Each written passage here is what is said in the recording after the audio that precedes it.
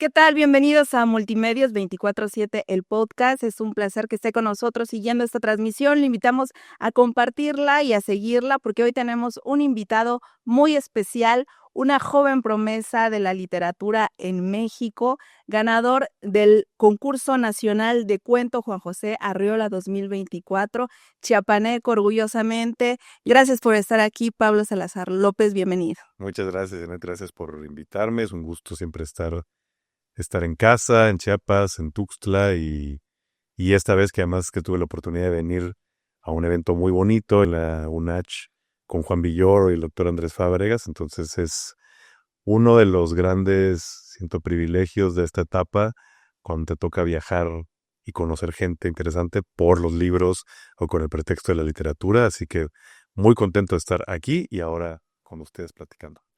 Te veíamos el año pasado en la FIL de la UNACH que presentabas tu libro ganador. Cuéntanos, para empezar a mí me gustaría antes como poner un antecedente. ¿Quién es Pablo Salazar López? ¿Cómo te defines? Bueno, ahora me gustaría o me ayudó a definirme en una cosa más nominal como un sello de aceptación, el premio Juan José Arreola, porque ahora puedo decir a secas soy escritor, ¿no? Como ya es un sello de validación de decir, bueno, si escribo, si hay un jurado independiente de un premio prestigioso que considero que el libro de cuentos que hice vale la pena ser premiado y vale la pena llegar a los lectores. Antes de eso es un limbo peculiar que seguramente la gente que escribe o intentó escribir antes lo ha sentido, que es este pasaje de ser escritor sin obra, ¿no? Donde uno ya se decide a quiero dedicarme a la literatura en serio, quiero escribir, estoy escribiendo y de repente en el contexto social se vuelve muy bien, escritor, ¿y qué escribes? Bueno, nada, sí escribo, pero todavía no ha salido. Entonces, bueno, el premio también, además de todo lo bueno, tuvo ese símbolo muy bonito como de sello de aceptación pública de algo que internamente yo ya era. Y bueno, eso a nivel profesional me causó mucha satisfacción. Ajá, pero tu formación. Sobre todo porque yo llegué tarde, ¿no? Me da risa que el joven promesa, espero que sea cierta la parte de la promesa, porque la de joven yo ya tengo o tuve la sensación muchas veces como de llegar tarde a la literatura. ¿Qué edad tienes, Pablo? 42. Tampoco. Aunque como decía Villoro, yo lo agarro en otro contexto, para mí la literatura no tiene prisa, ¿no? Claro. Y sí, yo la verdad es que creo que es algo que se va multiplicando en lo que yo escucho en mis primos, mis sobrinos, la gente que veo más chica que yo, pero ya estaba en mi generación, que cada vez tenemos más opciones, cada vez el mercado laboral es más incierto y en retrospectiva siempre se ve difícil como a los 17, 18 años se te pide casi que escojas el camino que quieres seguir el resto de tu vida, o al menos ese peso tiene la decisión profesional. Yo tuve la fortuna de que mis papás me pudieron apoyar para estudiar, que fueron muy comprensivos en esa búsqueda. Entonces yo empecé a estudiar ingeniería industrial, por Ajá. ejemplo, de manera muy inercial, porque me llegó la edad de escoger carrera. Yo no sabía, estaba estudiando en ese momento en la prepa del TEC aquí en Tuxtla, era una carrera que estaba de moda, Sí. varios amigos míos se iban a ir ahí, dije, bueno, pues eso, ¿no? Y en el tercer semestre me cambié a la licenciatura en Economía y trabajé un rato en la Ciudad de México, después me fui a la maestría en Administración Pública en la Universidad de Columbia, en Nueva York, que fue una gran experiencia y una gran satisfacción y aprendí muchísimo, pero siempre con esta duda de me gusta la economía, me gusta la política, me gusta la administración pública, es un entorno que conozco, el servicio público, pero con la ambigüedad de no saber si realmente me quería dedicar a eso, ¿no? Siento que conozco lo bueno y conozco lo malo, y con esa ambigüedad fui teniendo muchos trabajos, algunos en sector público, otros en sector privado, en empresas, como asesor parlamentario, como consultor, por eso leían mi Tus resumen semblas. de la Ajá. participación está un poco por todos lados porque refleja esa búsqueda hasta que en algún momento de mis treintas, cuando yo era asesor en la Cámara de Diputados, Ajá. por una combinación de factores, tuve como esta energía contenida que ahí hizo erupción, como de sentir, no estoy casado, no tengo hijos, cuando termine ese trabajo me dan una liquidación que me puede ayudar para trabajar.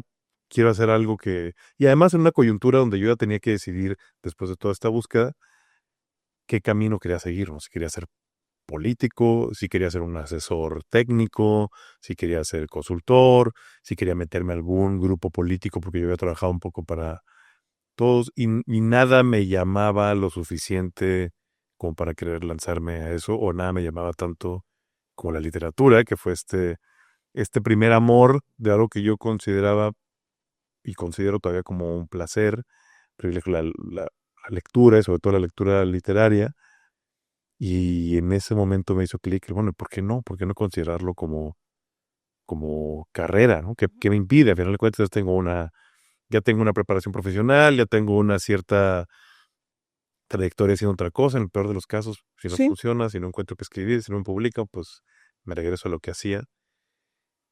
Y ese camino lo disfruté, pero terminó siendo mucho más largo de lo que yo esperaba. El encontrar una voz, el encontrar qué quería escribir, buscar quién me publicara. Sí. em, Siempre hay que hacer otras cosas a la par. La gente que yo conozco que están en las artes en general, no solo en literatura, siempre te recomiendan, pues, ve haciendo otras cosas a la par, porque es difícil vivir solo de eso. Claro. Entonces yo ya entré con esa Mentalidad. conciencia un Ajá. poco, y por eso que llegara el premio Nacional de Cuento con José Arreola por un libro que yo estuve acariciando y perfeccionando y puliendo a través de los años, y que no encontraba tampoco quien me publicara después de un rato, pues o ha sido un debut soñado, ¿no? En términos del reconocimiento interno, externo, y ser publicado, permitirme participar en eventos Tras la huella del ñandú, de Ñandú. este es el libro que te hizo acreedor a este premio nacional y que también es muy reconocido a nivel internacional.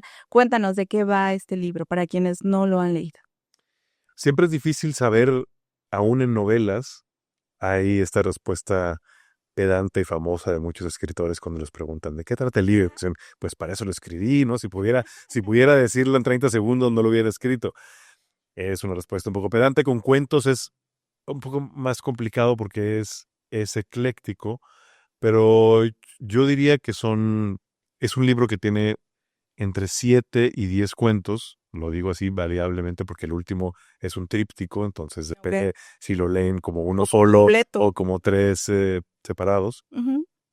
Generalmente contados por una misma voz, si no la misma persona, un narrador muy parecido, que es un narrador en primera persona. Ujú.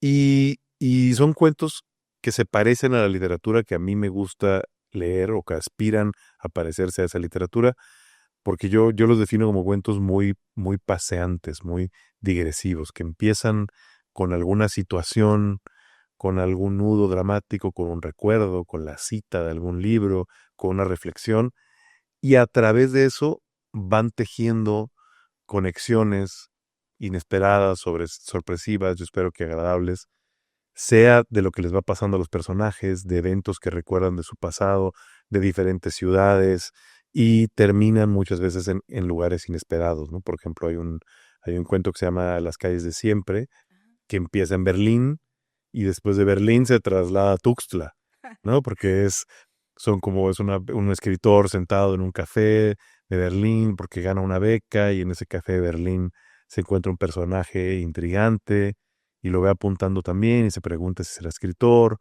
y en esa pregunta de repente ve o intuye que esta persona es alguien que como que tiene ganas de viajar, ¿no? En su mirada y se lo imagina a ese personaje intrigante si estuviera en Tuxtla, ¿no? Y lo pone a pasear por la Avenida Central, por el Parque La Marimba, tejiéndolo con reflexiones sobre la literatura, sobre los personajes extranjeros, y se cuentan de diferentes personajes, como la fascinación que produce el extranjero en las ciudades pequeñas, Sí. como acá. Entonces, por ejemplo, ¿no? Por poner el ejemplo de una trama de cómo cómo se va tejiendo, hay uno que yo creo que es el más taquillero de los cuentos del libro, Ajá. porque además salió un adelanto en la revista Nexos antes de que saliera el libro. A mucha gente le gusta porque es un poco más narrativo tradicional comparado a los otros que tienen como En el formato. esta red de asociaciones que explota por diferentes lados, Ujú, que se llama El beso de Fidel. Y ese ujú, cuento empieza hablando de que Fidel Castro va a viajar a la Unión Soviética en los primeros años de la Revolución Cubana, y en la Unión Soviética está Brezhnev, ¿no? Y Brezhnev era famoso por el saludo fraternal socialista, que eran 3 besos, uno en cada mejilla y otro en la boca. ajá. Y que incluso la imagen más famosa de estos besos de Brezhnev estaba en un graffiti del muro de Berlín, donde cuando hace una visita a Alemania Oriental está Honecker y se dan un beso, pero un beso así casi de novela. Sí. Y entonces empieza el cuento con ese dilema que Fidel tenía que ir para refrendar su amistad con la Unión Soviética, pero quería evitar los besos de Brezhnev, ¿no? Claro. Cómo la imagen de los barbones cubanos iba a verse perjudicada con eso. Y ese episodio lo deja un poco en pausa y se resuelve después en el cuento. Y por otro lado, empieza a hablarse de una visita a un museo, ¿no? Que el narrador visita un museo en el que hay una exposición del tren transiberiano y que en una sala especial, medio misteriosa de ese museo, hay una sala de objetos perdidos a través de la historia de personajes famosos que han olvidado objetos en el tren. Y dentro de esos objetos está el puro Fidel Castro, casi a punto de que se acabe, de otra visita a la Unión Soviética en la que paseó por el Transiberiano. Entonces se van mezclando como esos datos históricos con las reflexiones, con pensar quién habrá hecho esa sala en el museo, quién habrá hecho esa exposición tan peculiar. Y bueno, para no arruinarlo, después se van tejiendo esas 2 o 3 hilos para resolverse al final ¿Y del por qué el cuento. ñandú? ¿En dónde Ñandú, aparece? Ajá, hay un cuento que se llama Tras la huella del ñandú, ajá. que yo en un momento en el que me sentía un poco más inseguro, no porque no me gustara, sino porque siento que es de los cuentos que más tensan la liga por intentar hablar de muchas cosas dentro del formato restringido Del de cual. un cuento, ¿no? Entonces, al igual que los otros, creo que quizá puedo orientar más a hablar del inicio de ese cuento. Y el inicio de ese cuento es alguien que está sentado frente a la ventana y empieza a hablar de los animales que observan la ventana y la reflexión de esos animales y de un libro que está leyendo, que es un libro de Felisberto Hernández, que es un autor consentido, un excéntrico uruguayo que escribe cuentos muy surrealistas, muy poéticos, muy bonitos. Si alguien no lo ha leído, le recomiendo mucho Ok. buscar los libros de Felisberto Hernández, que ya murió, y que está leyendo este cuento que se llama El corazón de piedra verde, en el que el narrador de ese cuento de Felisberto dice, se refiere a sus recuerdos de niñez, pero de una manera muy poética, para decir que está construyendo un pueblo, el pueblo de la memoria, Ujú. y que cuando acaricia esa piedra, él divaga hacia construir este pueblo de la memoria infantil y habla de cómo sería ese pueblo. hasta que en algún momento del, del, de ese relato está sentado en un café cuando llega un ñandú al café y el ñandú se traga la piedra y él se queda todo preocupado y el mesero le dice, no se preocupe, señor, el ñandú siempre devuelve lo que se lleva. Ajá. Entonces luego sigue mi narrador diciendo que le hubiera gustado poder escribir un cuento que hablara sobre la construcción de un pueblo de la memoria, si Felisberto no lo hubiera escrito ya. Y en esa narración dice, bueno, y para empezar, ¿qué es un ñandú? Ajá. ¿No? Lo dice el mismo narrador, por eso cuando la gente me pregunta qué es un ñandú, me resisto un poco a responderlo porque es parte del chiste del cuento, Hay que entrar. aunque no siempre uno controla a los diseñadores gráficos y en la portada del libro aparece un ñandú para que Entonces, tengas pues ya con eso está resuelto el pero misterio. pero dice, bueno, ¿qué es un ñandú? Y cita a otro autor que es muy importante para mí, que es Enrique Vila Matas, cuando dice, yo creo que la literatura del futuro va a depender menos de la trama y podrá preguntarse a sí misma y cuestionar al mismo cuento que se escribe y poder ir tras una pregunta. Y mi narrador dice, ¿se podrá escribir un cuento que vaya tras una pregunta tan sencilla como ¿qué es un ñandú? Y entonces ahí se vuelve el punto de partida para este cuento en el que habla de la mitología de los gauchos y el ñandú, la mitología gaucha, de unos ñandús perdidos que se escaparon en Alemania y viven por ahí, de la historia de los escudos de armas y las aves en los escudos de armas, y se va filtrando ahí por goteo algunas historias del pueblo de la memoria del narrador, que sospechosamente se parecen mucho a las mías, y, y se habla del zoológico Miguel Álvarez del Toro, del Águila Arpía, de la Reserva del Triunfo, de los pajareros de la Reserva del Triunfo, y, y se cuela ahí un misterio de quién mató a la última Águila Arpía en la Reserva del Triunfo. Entonces son cuentos un poco así, ¿no? Que viciosos en el sentido de contar mucho en un espacio Muy reducido. reducido, claro. En algunos supongo lo habré logrado mejor que otros. Ese es de los que me tenía un poco con más duda al leerlo porque dije, ¿será que metí mucho? ¿Será que Ajá. se logra sostener la La cohesión narrativa. del cuento? Se dispersa demasiado.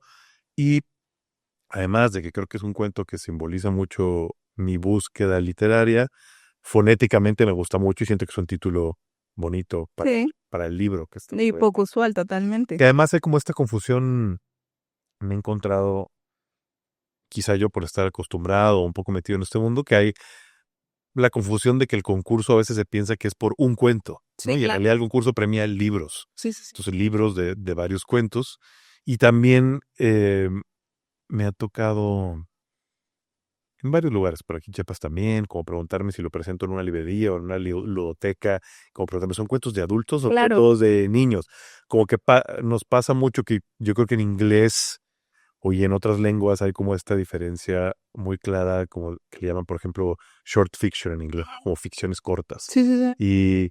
Y en español, quizá si uno dice relato, Sí. suena más serio como para referirse a una ficción corta. Y el Y cuando cuento uno dice está cuento, muy como que nuestro restringido. idioma o nuestro país lo tenemos muy asociado a solo cuento Infantil. infantil. Ajá. En este caso son Sí, relatos. sí. Para todos, no sé si para niños, pero para todas las edades, pero no específicamente para niños. Tú dices que empezaste a formarte como escritor o que descubriste tu pasión por la literatura a los 30 años, pero si haces una remembranza, ¿podrías decir que influye mucho que en nuestra niñez, nuestros padres o con quien vivamos nos acerquen a la lectura, a la literatura? Em, ¿Te leían cuando eras pequeño, antes de dormir? ¿Qué parte en que tú puedas decir: sí, es que yo desde niño estuve inmerso en este mundo y por eso no podría haber escapado de él? A lo mejor me di cuenta a los 30 años, pero siempre estuve inmerso. Yo no me siento tan parte de esa tradición de, de autores que te dicen, no, yo desde que tenía 5 años en la escuela estaba haciendo historietas y Sí, sí, sí. cuentos y todo el tiempo leía. No me siento en ese polo, tampoco el de haber crecido en la aridez total. Más bien siento que mis padres los dos trabajaban cuando yo crecí, se dedicaban a diferentes cosas y lo que sí tuve fue mucho apoyo para explorar, ¿no? Para que nos llevaran a museos cuando había algo en el museo, para ir a un concierto cuando había un concierto, para fomentar que leyéramos, obvio, sí, de niños leyéndonos cosas, pero en la adolescencia siempre con mucho placer y mucho entusiasmo cuando yo mostraba entusiasmo por algún libro, danos todo el apoyo para, claro, sí, te compro los libros, qué bueno que los estés leyendo. Pero no, en un sentido artístico, no era un lugar particularmente literario, ¿no? Ok. Nadie en mi familia se dedica a algo relacionado a las artes, sino era más bien este apoyo de padres a hijos que quieren fomentar un La pues, un cultura. desarrollo integral y que tengan acceso a lo más que se pueda. Pero creo que en una ambigüedad afortunada y desafortunada, creo que el amor por la literatura sigue caminos a veces no los caminos obvios, ¿no? Creo que afortunadamente para quienes son padres, para quienes están metidos en el sistema educativo, hay esta semilla que se siembra y que sigue floreciendo o dando frutos a través de la vida, que es el fomento de la literatura, el amor a los libros, eh, ah, como una manera, como otra vertiente del placer, del disfrute, ¿no? Que es viajar, vivir otras vidas, imaginarte otras posibilidades. Pero también, creo que afortunadamente para los que no pudieron crecer en un entorno educativo así o en una casa con ese apoyo, hay mucha gente que yo conozco que logró germinar y cuidar ese amor por la literatura o las artes, aún en entornos de mucha aridez, ¿no? Sí.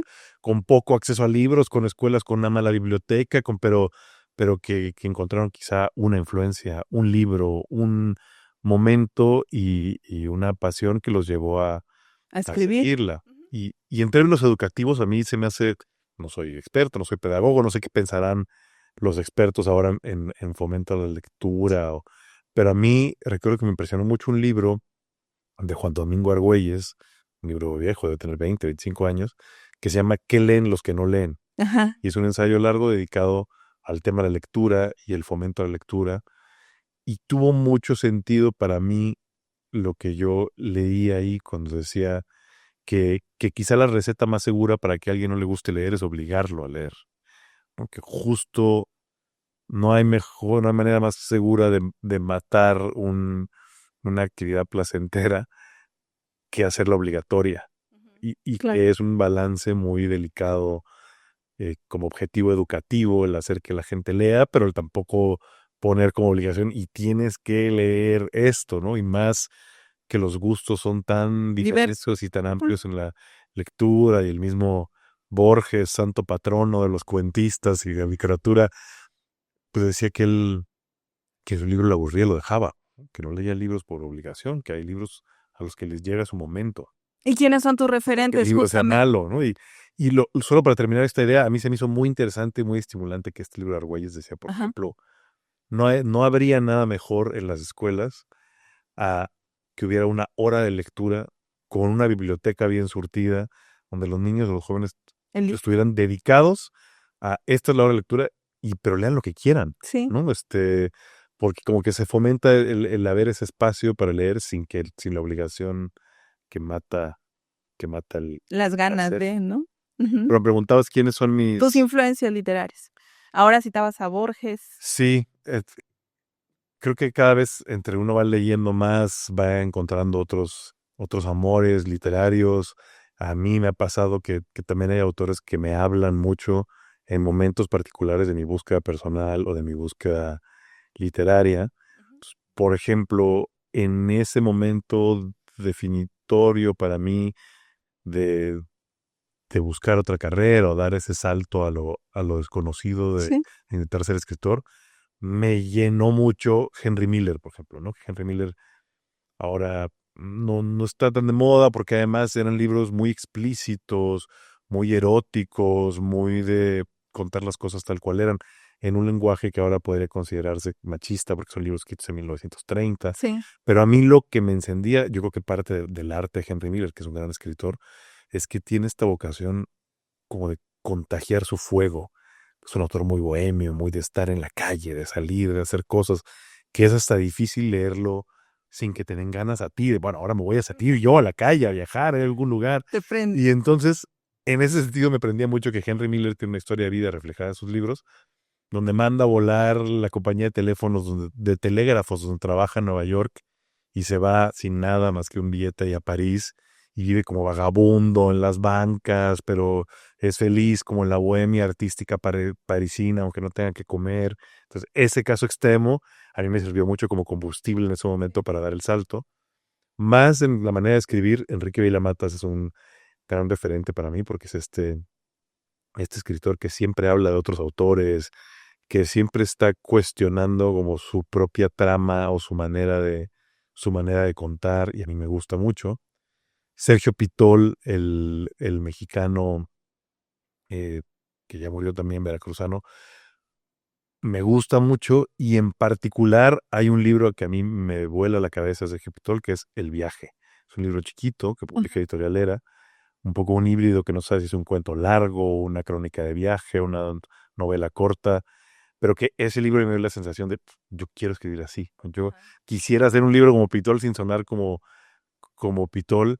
Y ahí a la larga se han ido sumando otros autores, ¿no? Felisberto también siempre me pasa mucho con los escritores que se vuelven influencias para mí, Ujú.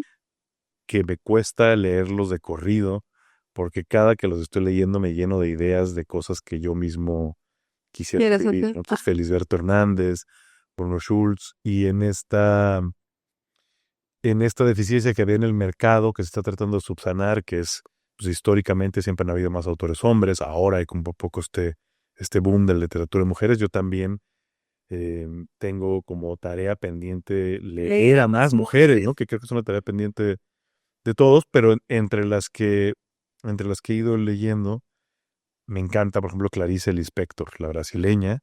Ella tiene una literatura muy extraña, muy peculiar, que es muy ella. Si uno lee a Clarice, sabe Sí. que es ella, y es una literatura como meditativa, donde cuenta las historias, pero filosofa, y me vuela la cabeza a mí Clarice Lispector, y también la recomiendo mucho. Pero yo Amplio. creo que esa sería mi constelación principal, a la que siempre se van sumando otros ¿Cuál va a autores. ser tu próximo libro? ¿Preparas algo ya?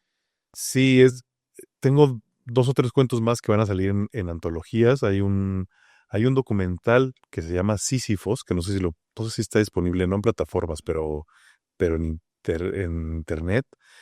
Ese documental lo grabaron en un anexo aquí en Coita, Ajá. y ganó en el 2021-2022 un premio internacional en Shanghái. Y de ese documental ahora van a hacer un libro Ajá. con unos talleres de arte que llevaron a ese mismo anexo, Sí. con el arte, las fotografías de la gente del anexo y diferentes ensayos y narrativos. Me pidieron un cuento para esa antología, Ah, lo mandé, va a salir creo que en este año, no sé cuándo. Y hay un taller literario del que he formado parte desde hace como 8 años. Casi todos escribimos narrativa, y también en este año vamos a hacer como un ¿una corte de antología? caja y una antología de lo que se escribe en ese taller. Y yo estoy trabajando en una novela está siendo un reto interesante, porque es un medio que no domino, nunca he escrito una Novela. novela, tiene como esta incertidumbre de ser una extensión más larga, y hay más posibilidad de perderse, sobre todo en este estilo mío de ir asociando cosas y descubriéndolas en el camino sin mayor plan. Entonces está siendo un reto difícil porque es nuevo, pero difícil, disfrutable, y con mucha ilusión de ir descubriendo cosas nuevas en la escritura de este proyecto, pero no sé cuánto vaya a tardar, ¿no? Las novelas, Son como los hijos. sí, sobre todo las novelas, hay quienes son muy prolíficos y te sacan una novela al año, pero yo creo que el promedio pues debe ser entre 2 y 5 años, de lo que yo he escuchado de escritores, ¿no? Espero que no la lleve tanto, pero bueno, estoy ahora en ese proceso, ya les contaré. Oye, Pablo, ¿tú crees que nadie es profeta en su tierra o sí? ¿Qué piensas de eso? Bueno, es difícil ir contra la sabiduría popular, porque yo creo que si existe el dicho es por algo, pero hay sus excepciones también, ¿no? Ahí tienes a Julián Álvarez, que es todo, que te llena, que se arrebata a la gente aquí, los boletos para ir a su concierto. Entonces, no, yo creo que depende mucho del caso, y un poco de la suerte de cada quien también, ¿no?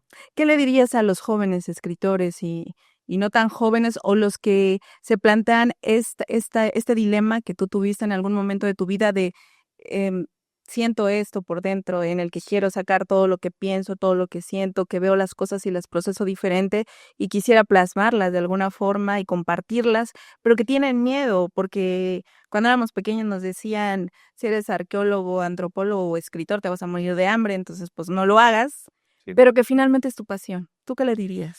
Pues es curioso estar en esta posición para mí porque yo me siento que dejé de ser de aprendiz y alumno de literatura ayer. Digo, no dejé, sino siempre lo soy.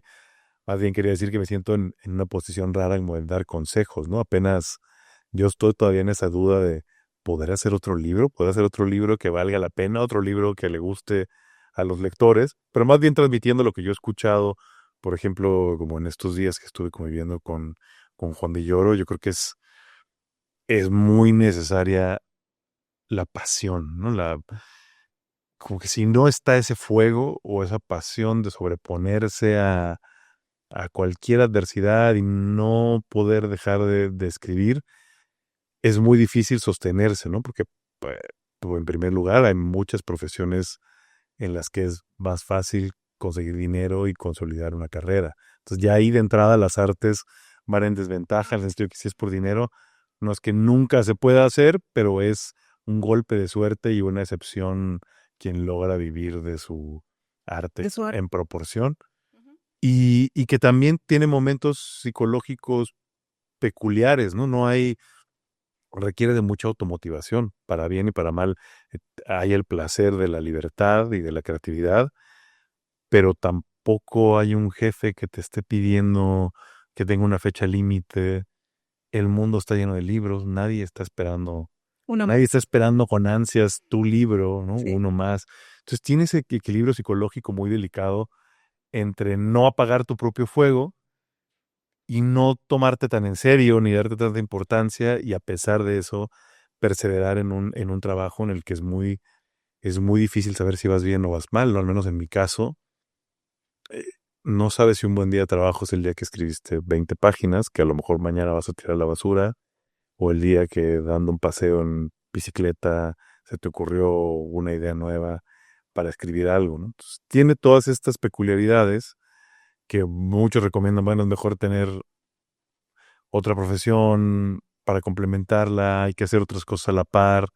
Ahí depende. Yo en esa búsqueda también de no tener referentes artísticos o escritores en mi entorno, leí muchas biografías de escritores y lo único que uno descubre ahí es que hay tantos caminos como destinos y personalidades.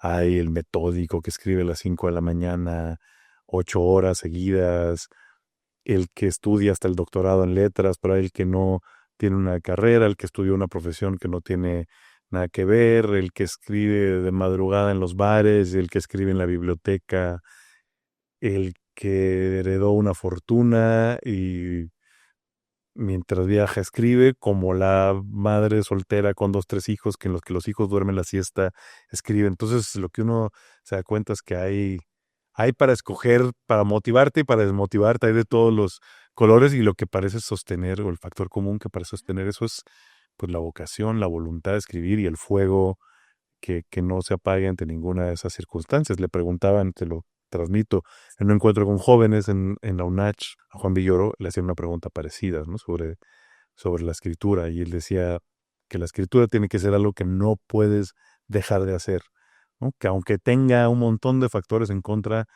no puedes dejar de escribir.